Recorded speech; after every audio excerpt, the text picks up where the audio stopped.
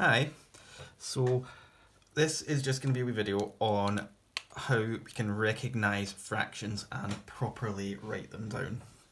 So I'm going to talk about the parts of a fraction when you write it down. We've got the numerator on the top, the line between them, and then the denominator. Okay? So the denominator will let you understand how much you're splitting up whatever you're splitting up into. So if it's got a 4 on the bottom, which means quarters, that means whatever the whole is being split into 4. If it was a 5 on the bottom, that means the whole is being split into 5. Whereas the numerator is telling you how many of those sections of the whole you have. Okay, so what I'm going to do is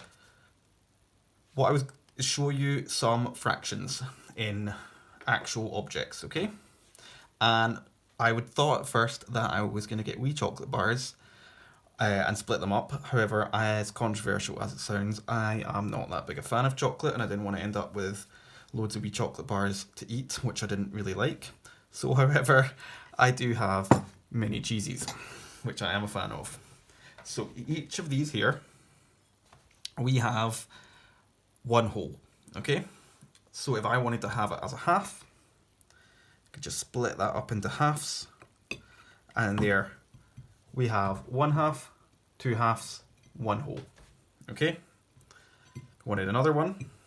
Say I wanted to split into thirds. We would have 1 and then 2 cuts. So we've got 1/3, 2/3, 3/3 making up a whole. Doesn't need to be rectangles, it could also be a circle. So say I wanted to cut that up into quarters, cut it in half, and then cut it again. And there we have 1/4, 2/4, 3/4, 4/4, making 1 whole. Okay, so let's look at some questions and make sure we're able to write down the fractions. Okay, so hopefully what you can see is with this one, I've split the square into 4, which means our denominator is going to be 4. And we're talking about how many are coloured in, which means there's only one coloured in, which means that fraction is 1/4. Okay? So if we look at the next one, it's been split up into 1, 2, 3, 4, 5, 6, 7, 8. So our denominator is going to be 8. How many are coloured in? 1, 2, 3, 4. 4.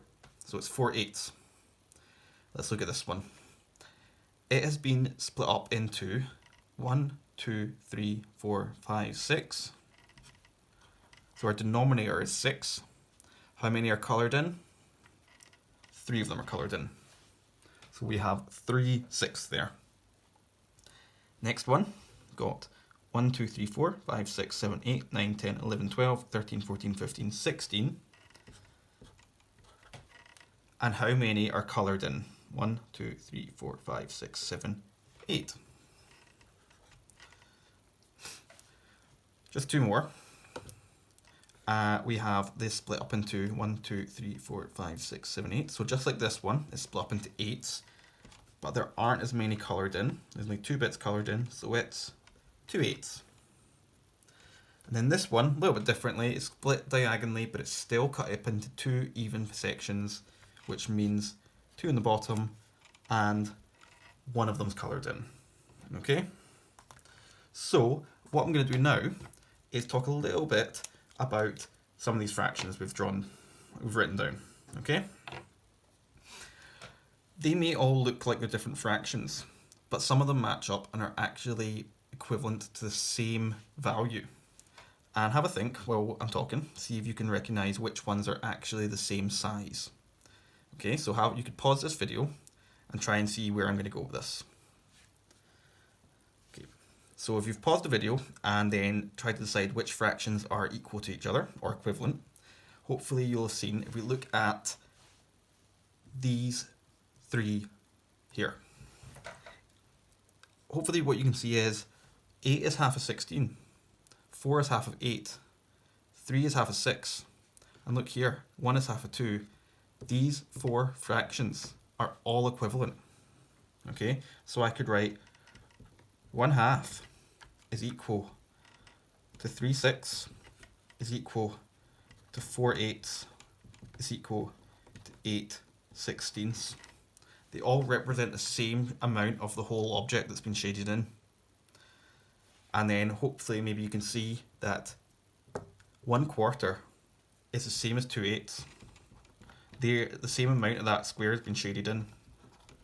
So we call them equivalent fractions. And that's what we're going to be working on from this video. Okay, thanks.